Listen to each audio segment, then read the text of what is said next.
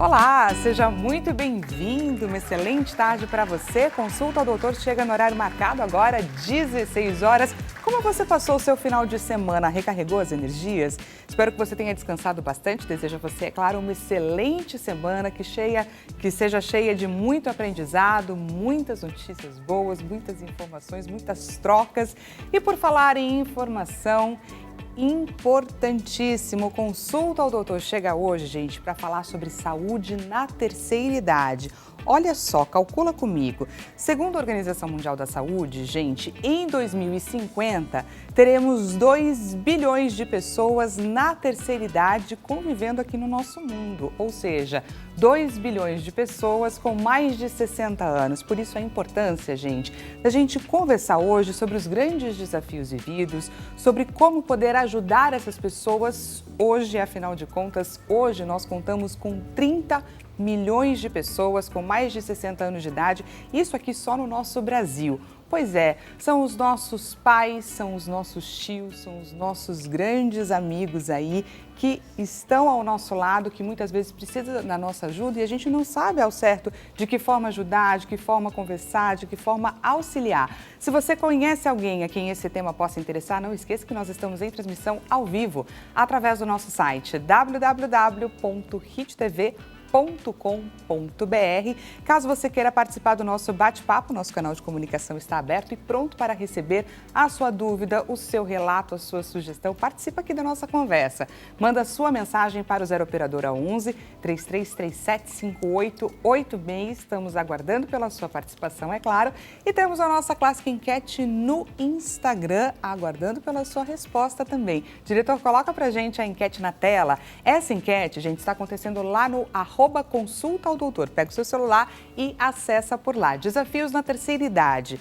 Na sua opinião, aceitar a ajuda de familiares ou dos cuidadores? Ou então o grande desafio está em gerenciar as doenças e em gerenciar os tratamentos? Ou então em lidar com a solidão e o isolamento social? Ou, na sua opinião, o grande desafio está em se sentir útil profissionalmente. Entra lá e participe, estamos aguardando, é claro, pela sua contribuição.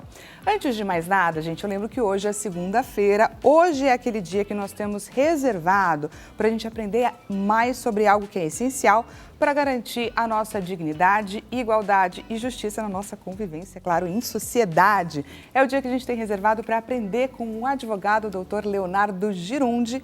Esse é o quadro O Seu Direito. Agora, Seu Direito, com o advogado Leonardo Girundi.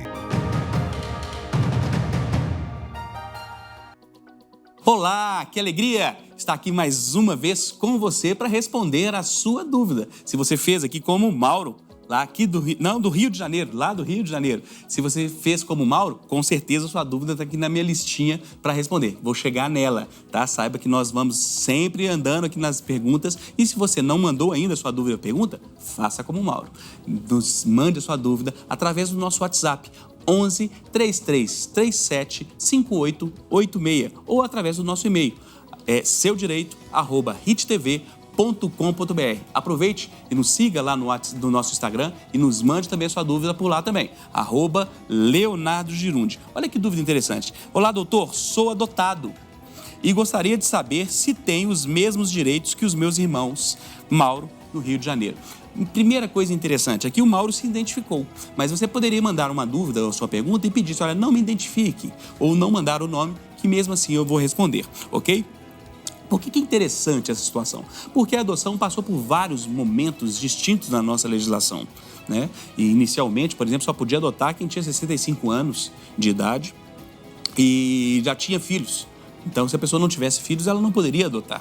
Então, por causa disso, inclusive, o Instituto da Adoção passou por vários motivos de preconceito na sociedade. Hoje não é assim mais. E desde a Constituição de 88, que foi um avanço nesse aspecto, nós temos que filho é filho. Não importa de como o filho se tornou filho. Ele é filho. Então, o filho, que nem é mais usado esse termo, mas eu vou usar aqui para explicar, mas filho adotivo, porque filho é filho, então não existe mais filho adotivo, filho de fora do casamento, filho bastardo. Filho é filho, ok?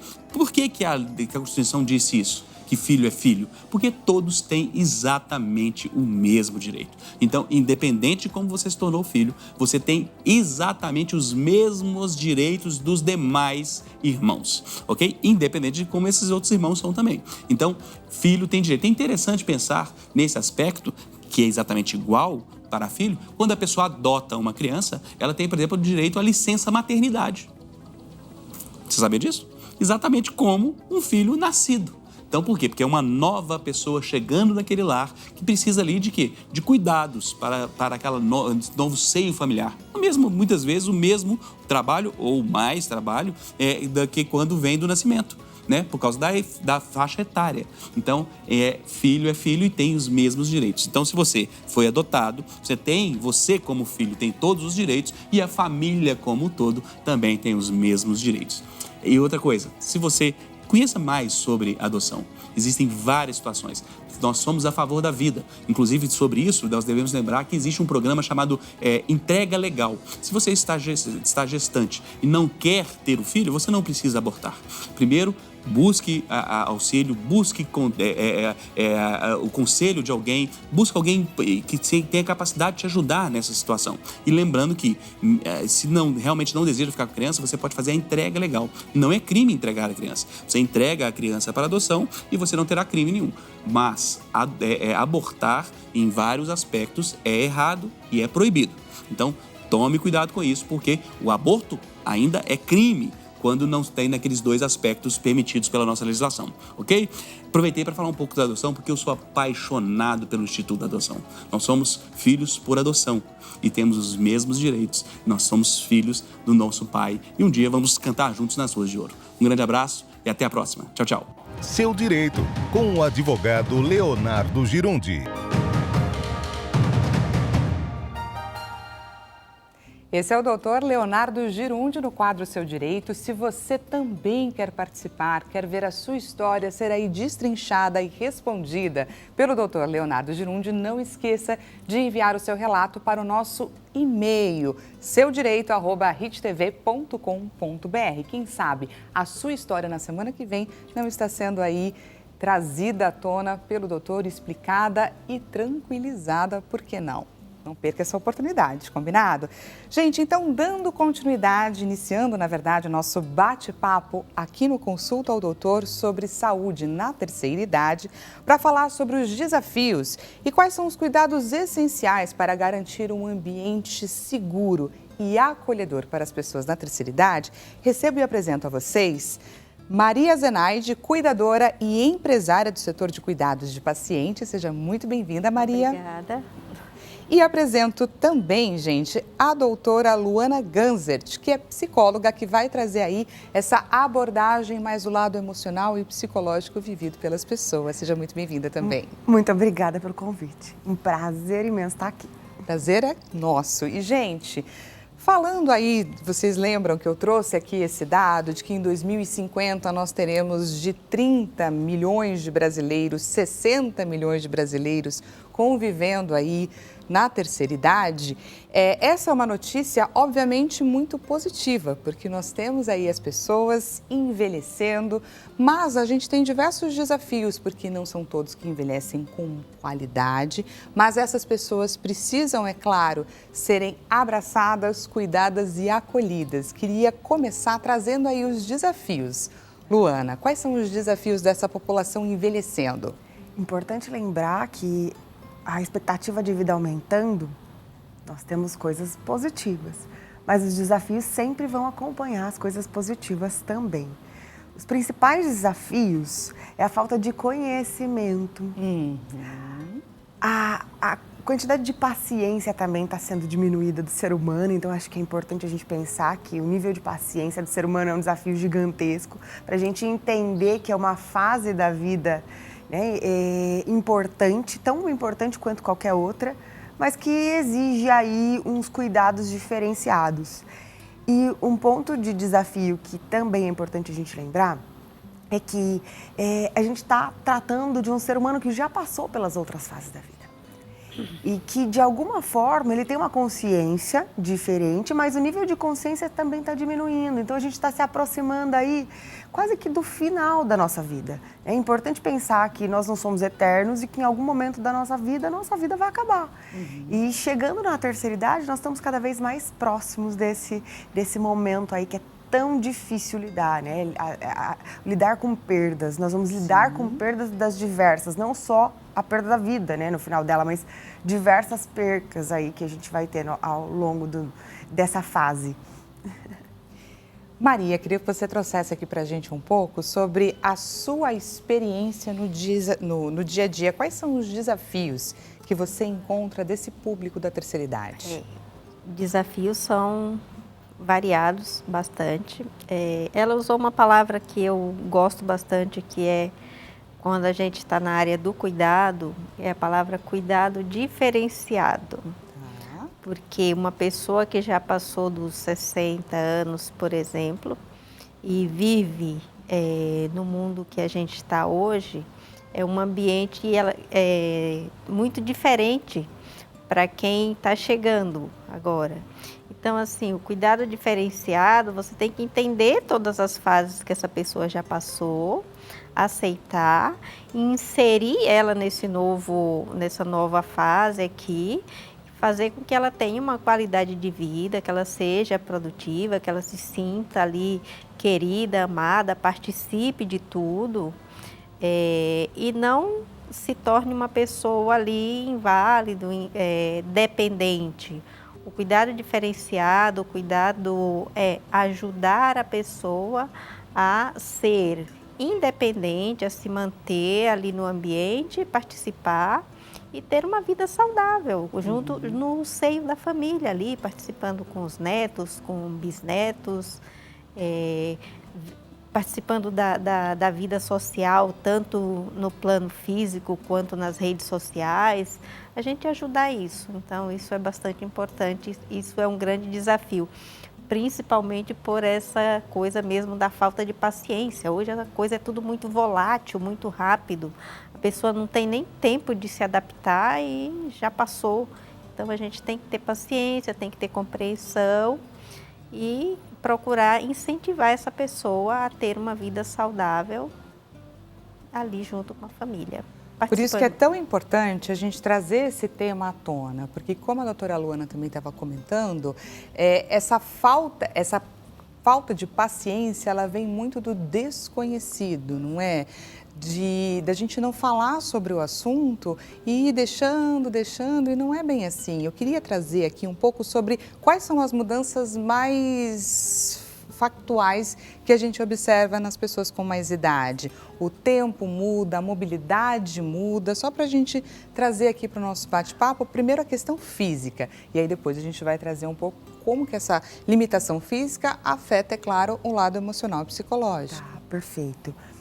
Limitação física, a nossa condição física, os nossos ossos, a nossa pele, tudo acaba sendo alterado à medida que a gente vai amadurecendo. Então, é um amadurecimento de todas as formas, né? Numa intensidade muito abrupta até, porque de repente a gente está super bem.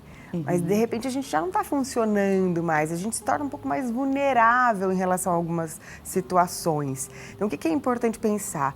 A nossa cognição já não funciona como gostaria, né? Quando a gente chega na terceira idade, né, nessa fase mais dos 60 a mais, os níveis de memória, a forma de compreensão, até parece, ficou mais velho, ficou teimoso. Talvez o nível de compreensão tenha diminuído, então é importante que a gente saiba compreender o que aquele idoso está passando ou está querendo expressar. Então, às vezes ele não tem muita clareza mais do que ele vai fazer, e aí a gente pode pensar que ele está desenvolvendo algum tipo de patologia, porque ele está mais vulnerável, mais propenso a desenvolver algumas coisas do tipo demência, Alzheimer. Então, assim, o nosso corpo já não está na funcionalidade, porque é como um carro. Gosto de usar muito essa metáfora, né? A gente compra o carro zero, novo. Com o tempo, ele vai começar a aparecer uns defeitos perfeitinhos. O corpo humano é exatamente assim. E a gente vai ajustando aqui, ajustando ali, Exatamente. mas as peças, o Precisam, carro às continua vezes. rodando e... E às vezes ele vai trazer umas falhas. O corpo humano é exatamente assim. Né? Quando chega numa fase, o carro já não está mais com a potência que ele tinha. E ele ainda tem serventia, ele vai continuar te levando de um lugar para o outro. Porém, não na velocidade que ia, não na mesma condição que tinha. Então, eu acho que é bem legal essa metáfora para a gente pensar que nós funcionamos assim. Nosso funcionamento, ele vai envelhecendo também. No seu convívio no dia a dia, Maria, queria que você compartilhasse um pouco com a gente o que é mais desafiador, lidar com o paciente ou a família do paciente? Na verdade, na maioria das vezes, é a expectativa da família.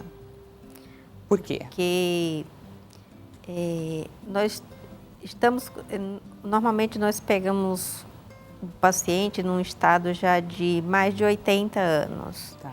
Então, é uma fase que a gente sabe que vem várias complicações. Então, estamos preparados para lidar com isso. Enquanto que a família, ela tem uma expectativa inversa. Muitas vezes, dependendo de como a pessoa viveu os 80 anos dela, ela tem um estilo de vida. E pode ser bom ou não, chegar aos 80 anos. Então, depende de como ela viveu lá atrás.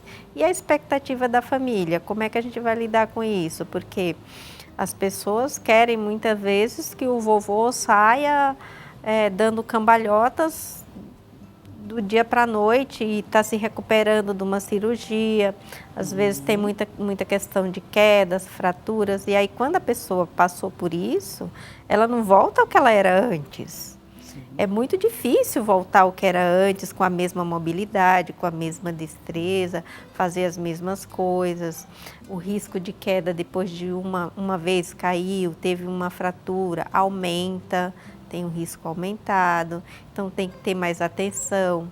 É muito difícil para a gente explicar, tanto para a família e muitas vezes para a própria pessoa, questões de segurança do ambiente, por exemplo, tapetes que vai ter que tirar, muitas vezes vai ter que mudar móveis de lugar, fazer adaptações no banheiro, fazer adaptações no quarto. A visão da pessoa já não é mais a mesma, a gente tem que fazer adaptação com relação à iluminação, não pode ficar no escuro e aí levantar no escuro, levantar rapidamente, pode ter uma tontura e cair. Então, tudo isso são coisas que a gente vai ter que ir conversando e aos poucos explicando que, por exemplo, muitas vezes é aconselhável a pessoa dormir com uma calcinha geriátrica para se São várias escapar um adaptações pouquinho que de muitas xixi vezes ali, mas é precisam ser muito feitas. difícil fazer isso.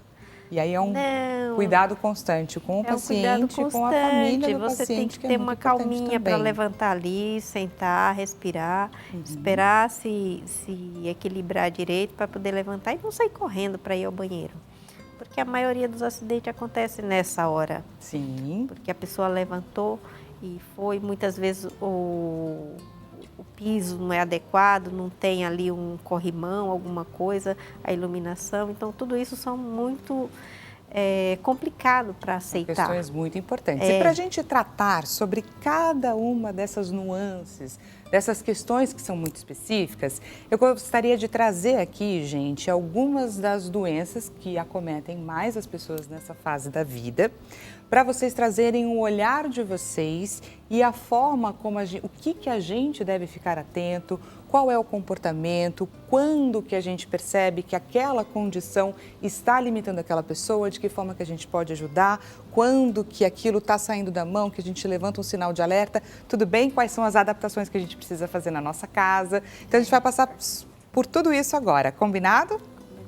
Diretor, coloca pra gente, então, quais são essas doenças, né? As principais doenças que atingem os idosos aqui na nossa tela. A gente vai passar por cada uma delas.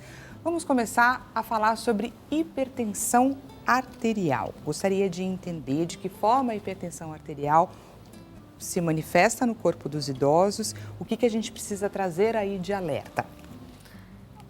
Normalmente, a hipertensão é uma coisa que é silenciosa, não tem muitos sinais. Então, assim, o que a gente orienta? Sempre estar monitorando. Você tem ali um aparelhinho de pulso para medir a pressão, então vai medindo. Uma vez, se a pessoa não tem um histórico de pressão alta, vai medindo uma vez por semana, depois vai diminuindo e você vai fazendo um mapinha ali, você vai anotando todos os dias o horário que mediu. Tem alguma dia. posição específica para medir, algum horário que seja melhor? É bom medir 2 ou 3 horários diferentes, sempre quando acorda, porque muitas vezes a pressão ela dá diferença em determinados horários. Por exemplo, quando acorda está de uma forma, no meio do dia está de outro e no final do dia está de outro. Então, assim... E é importante não fazer a comparação com a pressão que foi aferida de manhã, com a pressão que foi aferida no almoço, com a pressão que foi aferida no final do dia. É importante sempre fazer a comparação nos mesmos horários. Nos períodos. Nos mesmos Olha que períodos. bacana. Então, eu preciso comparar, por exemplo, a pressão de ontem no período da manhã. Bem importante o que a Maria está dizendo. Exatamente. Você tem que ter um mapa ali. Isso você não vai avaliar só em um dia. Você vai fazer o mês inteiro. Você vai fazer no mesmo horário. Anotar no mesmo horário durante o mês inteiro. E aí você vai perceber se tem alguma alteração, aí é levar ao médico e ver que aí o médico vai fazer a adaptação de qual medicamento é necessário, se é necessário uma atividade física, se é necessário alguma mudança na alimentação, tudo isso aí. E aí a alimentação é um fator decisivo, não é? Existe todo um cuidado que você toma a partir de então, não é uma alimentação com menos sal. Tem que ter tomar mais líquido. A alimentação não pode ser uma alimentação com muito sódio, não pode ser muito alimentos industrializados. A alimentação tem que ser o mais natural possível. E aí começam não ingerir muito trigo, biscoitos, coisas industrializadas mesmo. Pães. Então, tudo tem que ser uma coisa mais natural. E ajuda bastante. E aí a gente está falando sobre uma rotina toda que muda, com a idade que chega, as limitações, as restrições. Como que isso é recebido emocionalmente pelo paciente? Como lidar com isso, doutora Luana? O impacto do sistema emocional sempre é o que mais traz dificuldade para as relações. Quando a gente muda o hábito antes de chegar na idade mais avançada, seria o ideal, né? Se todos nós pudéssemos mudar os hábitos antes de envelhecermos. Porque envelheceríamos com menos risco e muito mais qualidade. Então, diminuiria a chance de ter, por exemplo, a hipertensão ou outras doenças. Qual é o ponto? O ponto é que chega lá nessa idade, a gente sempre paga para ver. Não cuidei antes e agora chegou o problema, eu preciso cuidar. Qual é o impacto? Sempre buscar, de repente, né, ajuda de um profissional. Por que eu falo de repente? Porque tem pessoas que, dentro da família, que são pessoas mais esclarecidas e buscam, de novo, com muita paciência, muita calma, fazer uma comunicação onde consegue mudar o hábito, né, de uma forma mais saudável. Ou seja, eu vou numa conversa mais tranquila. Eu vou, de repente, ao invés de, vamos comer, olha, eu achei essa receita, vamos fazer essa receita. Então, fazer uma mudança. A abordagem toda. A forma que você vai abordar é muito importante. Então, depende muito de quem é o cuidador, de quem é a pessoa que está por trás. Exatamente. Como você vai fazer isso aí, porque o impacto é da forma que você se comunica. Então, quando eu sou muito resistente, não, mas o médico pediu para fazer assim. Certamente, né, vai ter algum problema aí no caminhar, porque o idoso ele não vai aceitar de forma natural. Ele fez assim uma vida inteira, por que agora ele tem que mudar? E aí já vem as crenças de que eu já estou no final da vida mesmo. E toda aquela coisa que a gente sabe que é muito só confortável. mais hoje, só agora, só um pouquinho. Exatamente. Isso é preciso conscientizar e mudar esse hábito, porque senão vai ficando no acumulativo. Exatamente. Essa questão emocional que ela estava falando é muito importante. Eu vou posso falar um caso de um Claro. idoso que eu acompanhei, que no começo ele estava acamado, pesando mais de 120 quilos. E a gente conseguiu fazer com que ele emagrecesse mais ou menos uns 30 quilos, sem nenhum exercício, só com alimentação. E aí ele era muito resistente à questão de ter uma alimentação saudável. E aí o que eu percebi? Que eu começava a contar para ele história de outros pacientes que viajavam e que me contaram que foram em tal hotel e que o café da manhã era assim. E eu fazia esse café para esta pessoa e ele ficava com vontade. Então, assim, Que o legal. café que eu inventava, lógico, tinha frutas e iogurte. Antes ele só comia pão, manteiga, essas coisas. Então, eu comecei e aí, a com colocar. essa historinha, você cativava ele, Olha, a dona fulana de transformava a tal, eu faço refeição. um café da manhã para ela de um hotel que ela foi em tal lugar, numa viagem assim, ela gosta muito. E como que é? Tem uva, tem iogurte, tinha normalmente um suco de laranja. E ele foi gostando daquilo. E eu ia contando histórias para eles. Depois Passou a gente a ter foi um pro outro almoço. sabor. Gente, olha só Foi. que bacana isso. Maria Zenaide compartilhando aqui com a gente dicas valiosíssimas de abordagens possíveis que ressignificam e transformam aí, às vezes, uma limitação numa coisa muito mais gostosa e prazerosa. Gostei bastante. Pessoal, se você está gostando aqui do nosso bate-papo, a gente vai para um rápido intervalo e já voltamos com mais Consulta ao Doutor. Não perca, é rapidíssimo.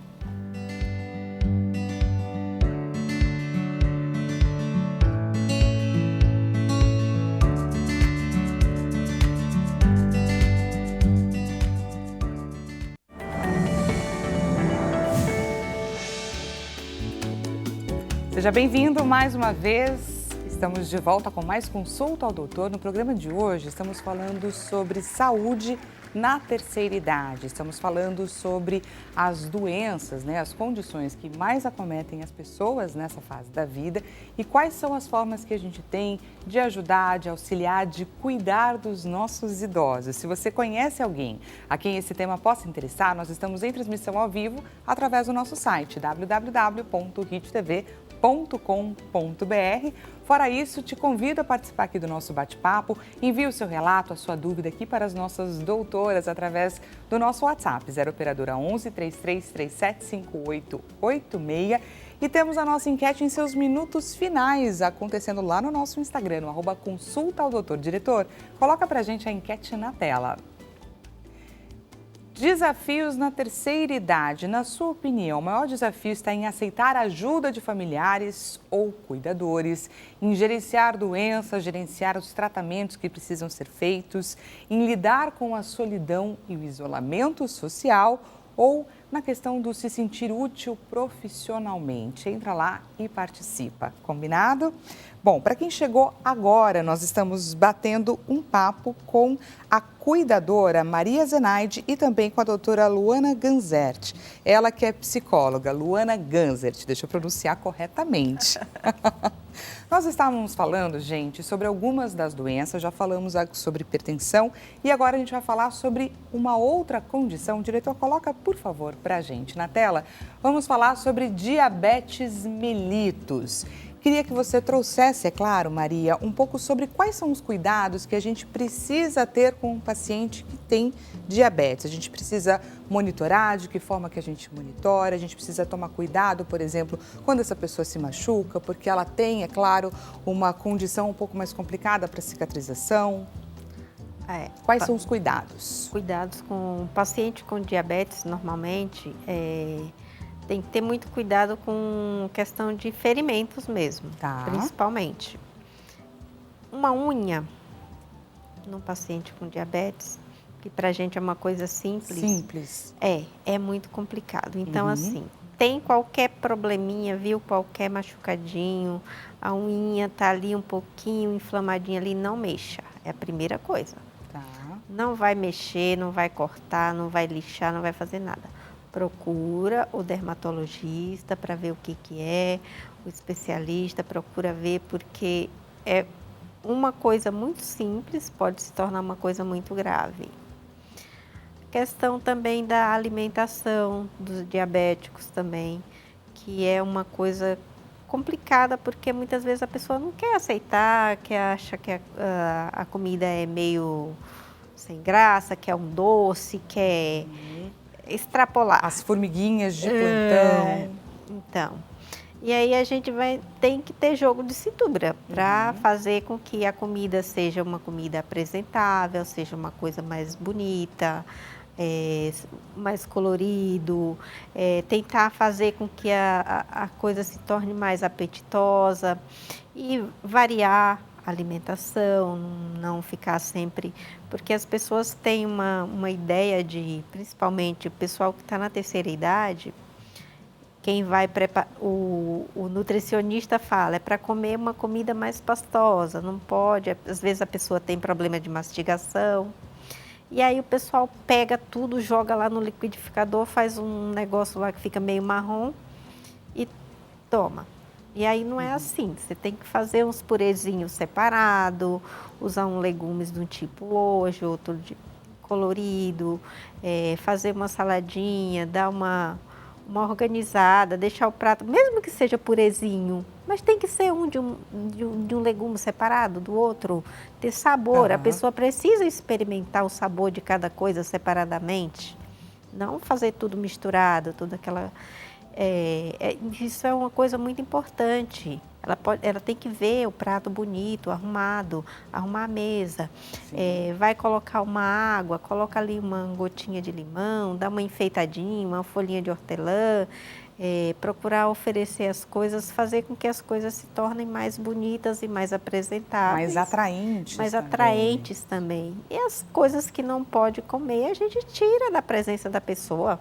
Procura não trazer para casa, procura... Para nem passar vontade se comer, também.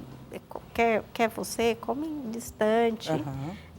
Não comer nada, por exemplo, eu quero comer uma manga muito doce, eu vou lá comer na frente da pessoa que não pode. Eu não posso fazer isso, né? Tem O que a que ter Maria bom está senso. trazendo aqui é uma coisa que é muito interessante, não é, Luana? Porque é um se preocupar com o outro, é um se colocar no lugar do outro, é um não somente, olha, eu preciso cuidar de você, eu sei que você precisa ter uma alimentação assim, assim, assado, extremamente restritiva e ponto. Não, é você transformar aquele momento, ainda assim, num momento prazeroso, num momento bacana, num momento interessante. Existe toda uma psicologia por trás, não é? Tem um nome chamado, e hoje muito comum, chamado empatia. E é Empatia. importante a gente se colocar no lugar do outro e dizer assim, eu posso fazer por você. No momento da mesa, né? Por que não você experimentar junto com o idoso que está ali? Mostrar para ele que você também está do lado dele, que tem muita coisa, vai ser saudável até para você.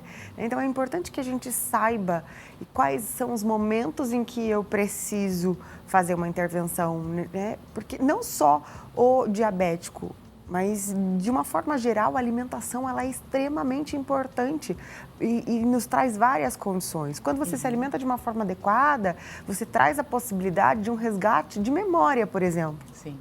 Dependendo do que você vai qual vai ser o alimento que você vai ingerir. Então, tudo isso faz parte de trazer mais qualidade de vida, de trazer menos malefícios quando você recebe algum tipo de diagnóstico, né? Pois é. E isso daí é muito bacana e muito importante, é a conscientização e a empatia. Vamos então para a terceira questão, a terceira doença, a terceira condição que mais afeta os nossos idosos, as doenças cardiovasculares. Queria que você trouxesse aqui para a gente algum relato de algum paciente que você tenha tratado, convivido sobre essas limitações em específico. O que as doenças cardiovasculares trazem? Claro, fora a alimentação, existem outras questões, né? Doenças cardiovasculares, além dos problemas do dia a dia que a gente sabe que a pessoa pode ter um risco de ter um derrame, por exemplo, e através disso vir uma demência, por exemplo.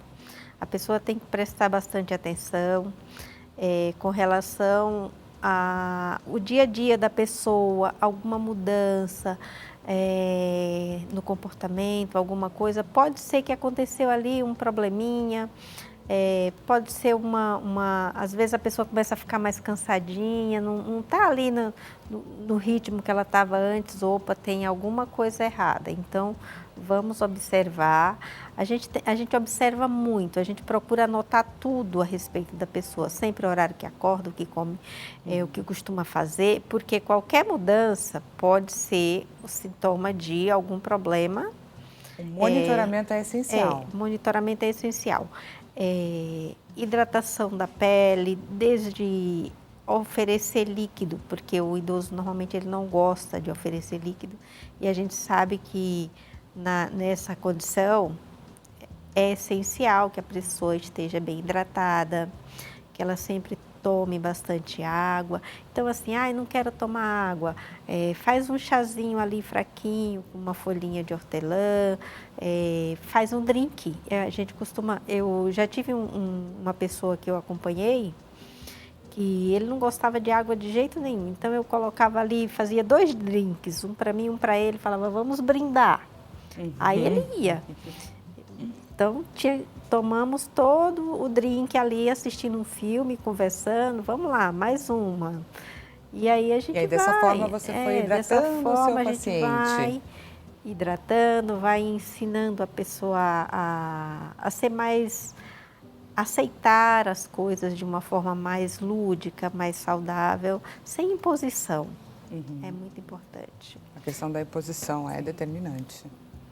Então é isso. E por conta das nossas funcionalidades estarem também envelhecendo, é importante pensar que, por exemplo, uma doença cardiovascular, né, um infarto, um AVC, um derrame, ou as próprias veias da nossa perna, trazer o toque, acho que é importante, a massagem, coisas específicas para que eles também se sintam cuidados. Mas, Ana, do nada pode infartar? A gente tem que lembrar que nosso coração já não funciona mais exatamente como funcionaria. Fôlego diminui, então o check-up é extremamente importante. Importantíssimo. Chegamos numa certa idade, eu não vou nem dizer quando a gente entra na terceira idade, um pouco antes ali, 40, 50 anos, a gente já tem que criar esse hábito de muito pelo antes, menos né? Uma vez por ano. Muito antes a gente já deveria, mas chegou nessa idade, precisa. Não é só, vou fazer. Não, é uma necessidade básica de todo ser humano, ir pelo menos uma vez por ano fazer um check-up geral. Tá procurando coisas, vai achar, né? Tem aquele ditado, quem procura acha. Muitas pessoas costumam dizer isso, mas não é. Não é isso, muito pelo contrário. Quanto mais eu estiver prevenindo que aconteça, trazendo saúde e qualidade para que eu envelheça bem, eu vou ter menos prejuízo quando eu chegar lá na terceira idade. Menos risco de um infarto, de doenças cardiovasculares irão acontecer, né? Dificilmente elas vão acontecer se eu estiver me cuidando. Exatamente. Vamos então, gente, para a 4ª condição, a 4ª doença que mais acomete os nossos idosos. Vamos falar um pouco sobre a doença de Alzheimer. Queria que você trouxesse um pouco o quanto essa condição impacta. Por incrível que pareça, assim, quando a pessoa vai ao médico e recebe um diagnóstico de outra doença qualquer, parece assim que não parece ser tão grave. Agora, quando fala que a pessoa recebe um diagnóstico de Alzheimer, parece que tem um peso muito maior. E aí impacta não só a pessoa que recebeu o diagnóstico, como toda a família. E essa é uma hora que a gente tem que ter muita sensibilidade para acolher não só quem recebeu o diagnóstico, mas também a família. A família. E ter todo um jeito para falar, olha, vamos tentar resolver, deixar a pessoa mais tranquila e ter qualidade de vida o máximo de tempo que der. Sim. Então, assim, não vamos procurar exigir tanto dela quando ela errar, quando ela fizer alguma coisa errada. Não vamos ficar toda hora falando, olha, você errou, olha, você... Tem gente que chama atenção. Não, tem que ficar chamando a atenção dele para ele não errar mais. Isso chega a ser constranger a pessoa.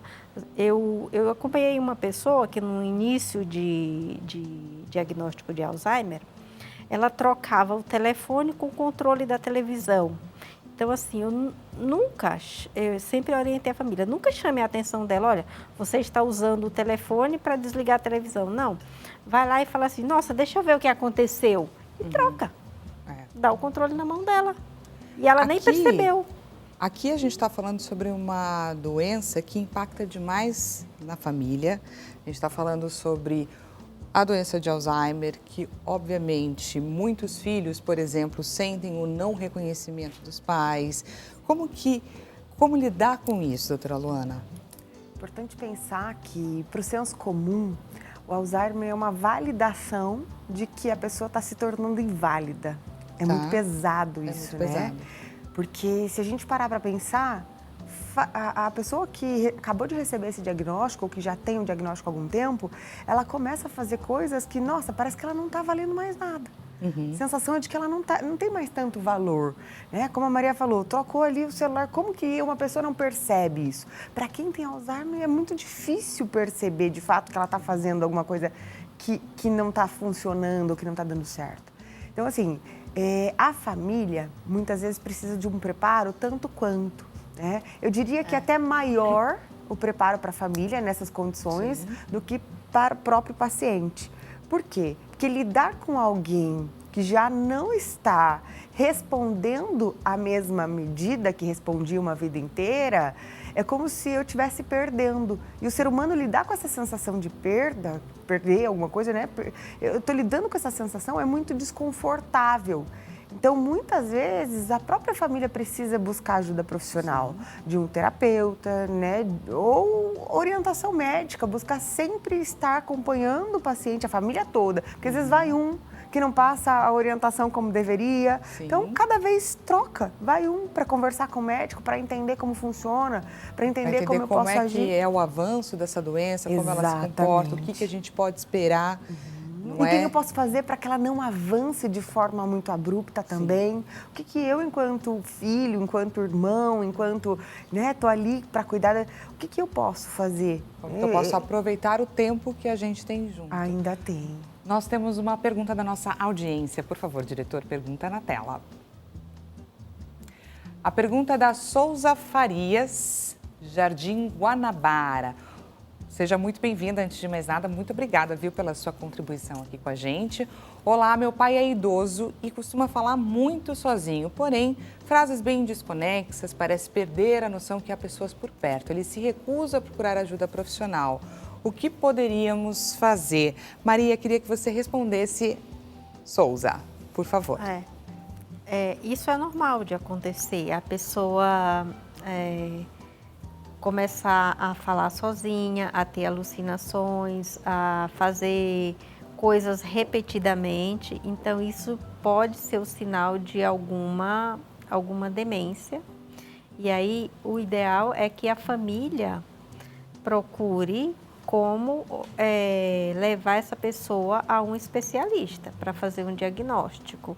Porque enquanto antes houver o diagnóstico, a pessoa tem a maior chance de levar a vida por mais tempo, saudável e, assim, não diria com a mesma destreza de antes, com a mesma qualidade de antes, mas que tenha uma vida mais prolongada, mais confortável, tanto para ela quanto para a família. E temos mais pergunta da nossa audiência. Por favor, diretor, perguntinha na tela. A pergunta agora é da Fátima Carvalho, do Rio de Janeiro. Seja muito bem-vinda aqui no nosso bate-papo, Fátima. Boa tarde. Como lidar com a tristeza de viver sozinha? Doutora Luana, e aí? Que pergunta intensa. Que pergunta intensa. A tristeza, ela faz parte da condição humana. Né? Como nós saberíamos que somos felizes se não tivéssemos passado por um momento de tristeza? Mas o que a Fátima está dizendo, possivelmente, tem a ver com a solidão, não necessariamente com a tristeza. A solidão tem deixado triste. Né? O que é importante? Estar só é uma escolha. A gente pode escolher estar só. porque é uma necessidade às vezes. Precisa ficar sozinha. Mas a solidão é aquilo que a gente Se sente... sentir sozinho. Mesmo estando no meio de um monte de gente, numa multidão, a gente vai se sentir sozinho. Eu não consigo só ficar sozinha, porque eu tô aqui, ninguém me compreende, ninguém me entende. Então, assim, se eu estou perto de pessoas e mesmo assim me sinto só, sem que as pessoas me compreendam, é importante que a gente busque por outras pessoas. Sempre vai ter alguém para te compreender, sempre vai ter alguém para te escutar. Eu digo assim, ninguém te compreende, vai buscar terapia. A terapeuta vai te compreender, eu tenho certeza disso. Ah, Luana, mas eu vivo sozinha. Eu vivo e não é uma escolha, porque também acontece.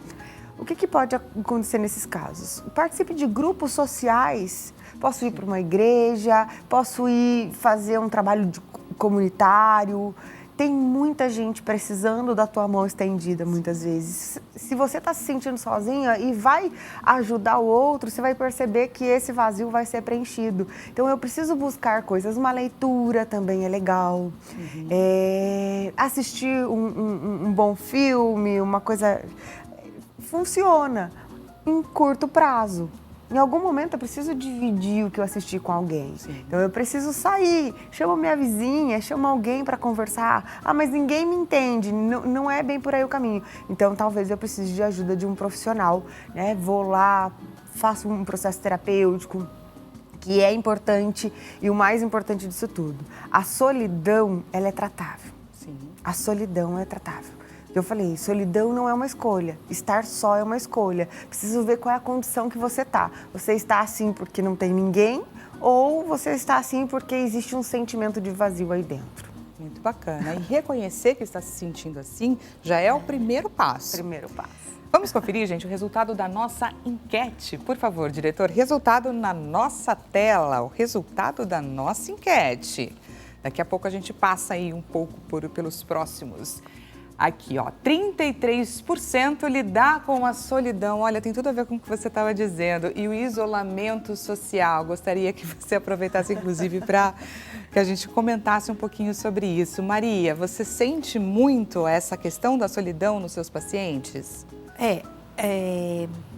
Após uma determinada idade, principalmente, essa solidão acho que qualquer pessoa pode sentir em qualquer fase da vida, obviamente. Mas na terceira idade, eu acho que aumenta um pouco mais por conta de que você vai perdendo pessoas ao longo da sua vida. Quando você chega nos 80 e tantos anos, olha pro álbum lá e fala, esse foi. E aí começa a vir aquela coisa de, aí só tô eu aqui. Você se sente um tá sobrevivente. todo mundo indo aqui, cadê meus amigos, cadê? Então, assim, é importante você ir fazendo novas amizades ao longo da vida, porque grupos de terceira idade existe grupos que fazem trabalhos manuais. Eu mesma já fui professora. Vem para a igreja, frequente a igreja, assim, porque você não estará jamais sozinho, não é verdade? Procure. Gente, gostaria demais de agradecer a presença de vocês aqui com a gente. Foi muito bacana o nosso bate-papo. Não deu tempo da gente falar metade do que a gente ainda tinha para dizer, não é verdade? Mas eu aproveito para deixar o contato das nossas doutoras e um convite para elas voltarem depois para a gente seguir esse nosso bate-papo, que foi muito importante. Doutora Luana Ganzert, psicóloga, o Instagram dela, @LuanaGanzert.